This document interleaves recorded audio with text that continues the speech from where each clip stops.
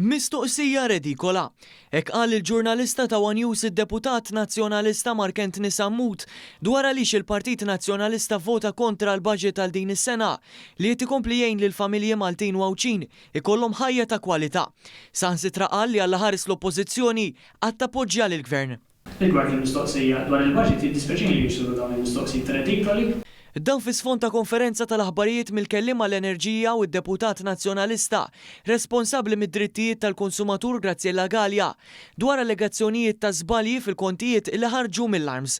Però ftit tal-mumenti wara l-Arms stess ħarġet stqarrija tiċħad dawn l-allegazzjonijiet imsejħa infondati u bla bażi u sostniet li f'kull ħin l-Arms aġixxiet mod responsabbli u proattiv bl-uniku qan ikun dejjem illi tissalvagwardja lil konsumaturi u tiżgura lis sistema ta' kontijiet tagħha joperaw b'mod korrett u ġust. Sa dan it-tant viżibilment skomda d-deputata Graziella Gallia minkejja li bdiet titkellem fis-sussidi li joħorġu mal-kontijiet ma rrikonoxxietx li l-baġġett għal din is-sena ikompli jagħti s-sussidji fuq l-enerġija. Aħna l-lum qegħdin nitkellmu mhux fuq sussidju, però qegħdin nitkellmu. Però intom qed titkellmu fuq il-kontijiet u s-sussidju li jingħataw fil-kontijiet fil-kontijiet, le?